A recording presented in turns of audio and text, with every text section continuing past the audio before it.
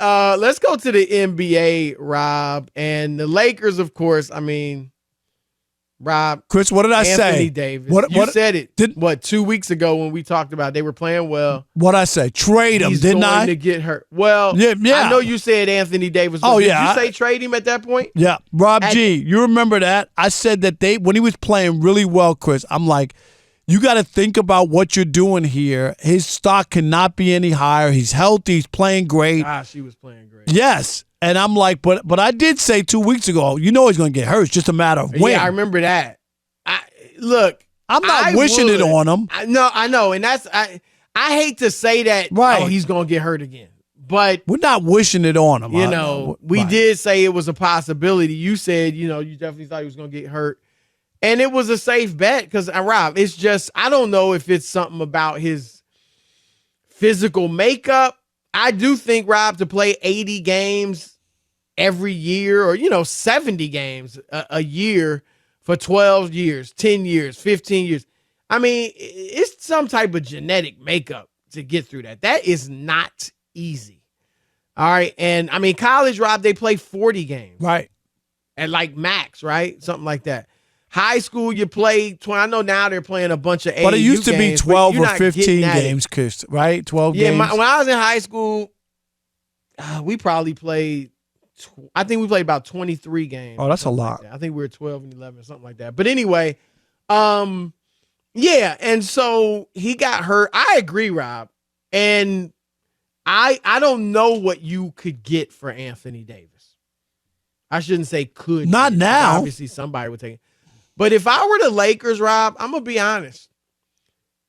And I don't know what you get many offers, but I would try to be quiet about it, but it probably would get out. But I'm sorry, he's not untradeable. I would be looking to see what I can get. They say there's a sucker born every minute. And I really like, and he is an awesome player when he wants to play, and most importantly, when he's healthy. And Rob, no one, including Giannis, was playing better than Anthony Davis for that, 2-3 week stretch, whatever it was. But he got hurt, as he always seems to do. And I would just see, and I wouldn't give him away for a bunch of good role players and draft picks. I would have to get another star. But I wonder, would somebody give me something? I mean, do you think that's out of line if the Lakers would start doing that? No. You gotta make a decision here. You can't keep doing this every year and your season gets derailed. Because that's what happens, right? Season gets derailed. He's going to be out for a while. They're not going to win a lot of games. I know they won. He's out, they're saying a month, but Chris Haynes, Shams reported a month. Chris Haynes, Rob G, didn't he report indefinitely? Brian Windhorst is saying it's serious. Who knows? And to your point, look, I'm not saying they would have won the West, but they were playing well. They beat Milwaukee at Milwaukee. They beat Denver. Now, that was without AD. But, they've played good basketball, and they played some good teams tough.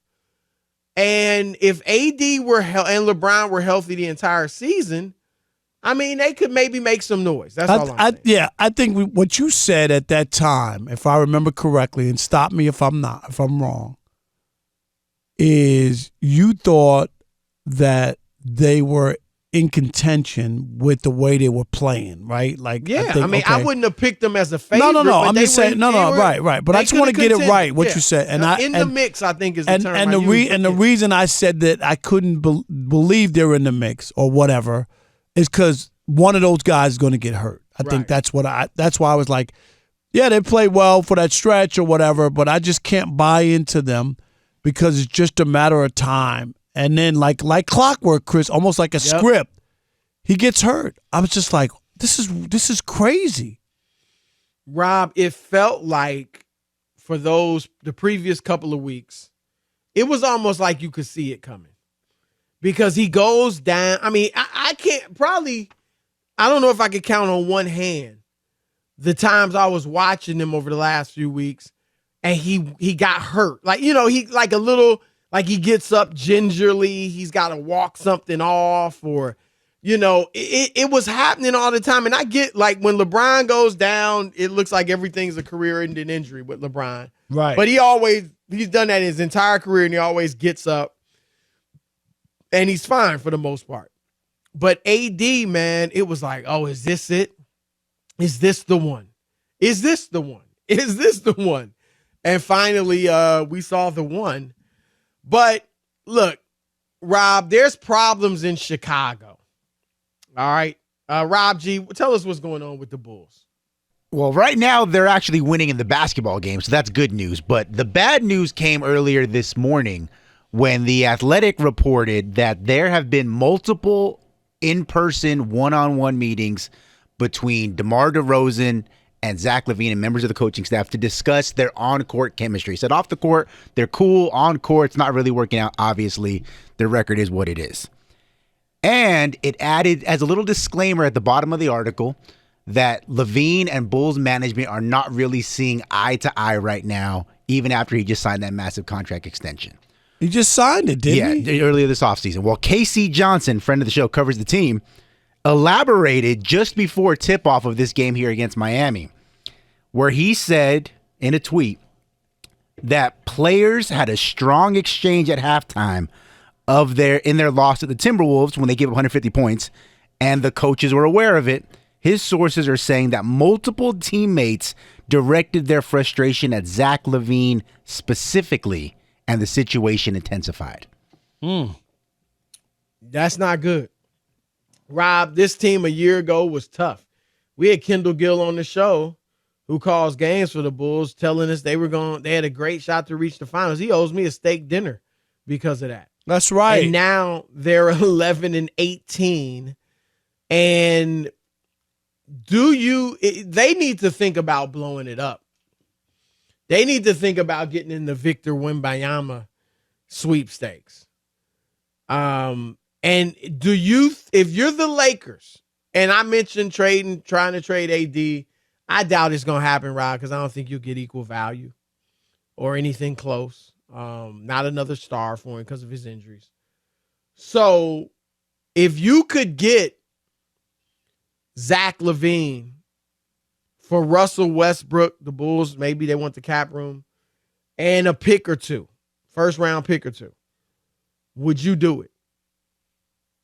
Anything I could do to move off of AD, I'm going to do. Well, no, not for AD. For who? For Westbrook. Oh, for Westbrook. I'm sorry. Okay.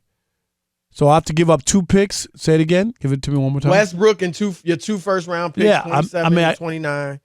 2027, 2029. Yeah, I got to do whatever I can. Like I got to fix the leaky boat, Chris. Yeah, I got to fix the leaky boat. I do it, and look, I don't know if Zach LaVine's a winning player, right? I mean, he hasn't had a ton of winning success. Last year they were pretty good, but that didn't go anywhere. That said, he's a good player. Darvin Ham is proven to be able to get through the players. Can he get Zach to commit on the defensive end? Can he get him to play smarter basketball? Playing with LeBron and AD, would that help him play smarter basketball? Sometimes, Rob, you've seen guys get in a situation where they go from kind of a losing team to a team that's actually really good and has a shot, and they play smarter and better. And the thing with Zach LaVine, Rob, and here's why, because a lot of people would say, keep Westbrook, let him go after the season and get the cap room. Here's the problem. It's not a great free agent class coming up. You got Kyrie Irving, who won, Rob, depending on how things go in Brooklyn, he might stay in Brooklyn. 2, the way they're playing and they're together. They're playing great. Right. They're 11-3 since he came back from his issues earlier in the season. But even if he is a free agent, Rob, like if he doesn't go back to Brooklyn, you can probably get him for a cheap price. I mean, really. And then you got Chris Middleton, who, first of all, isn't playing well. Now, he's only played 7 games this year because of injuries, but he's averaging 11 points on 32% shooting. I expect that to get much, much better. And if it does, if he gets back to being the player he was or close, he'll probably re-sign with Milwaukee. You got Nikola Vucevic. Al Horford. Like, these are the guys we're talking about, Rob. Miles Turner, who they already could have got. And so what you're using the cap room for, if Zach LaVine was a free agent, he'd be a guy you're trying to go get. And so if I'm the Lakers, I would go for Zach LaVine. I go for him over DeMar DeRozan because DeMar DeRozan is a mid-range shooter. He's a slasher. He wouldn't be the perfect fit with LeBron and AD. But LaVine is actually a good three-point shooter. He's like 38, 39% from three for his career. He's only 27. DeRozan is 33, I think about to turn 34. And AD is 29. So he is a guy, Zach LaVine, that you could grow with. He could be with you for the future, for the long haul. And his game, I think, is a little bit better fit. And they need shooting, even if it wasn't just about fitting with LeBron and AD. They need a better three-point shooter, and he's one. Yeah. It's hard for me to argue with that. I mean, they have to do something. Chris, they can't throw the towel in on another season and holding on to picks, can they? I don't think they can. Yeah, the picks, man. We talk about this, Rob. Sometimes people just overvalue picks, and I get it. They wouldn't have. Ask Danny Ainge. Danny Ainge. He's in Utah with all the picks he had in Boston. He wound up in Utah. Well, they are a great team. No. I'm just saying. He's not there, but my point is right. That's what I'm saying. Like they didn't. You know, it ain't help him. It ain't about all the picks, Chris. It's about getting 2 or 3 right. They got 2 or 3 stars. Right, because you don't need all those picks, guys. right? That's what I'm. Right. That whole thing, I got 9 picks. No, I need 2 good ones, Chris, 2. And you use the other ones to try to get better players in trades and stuff. All right.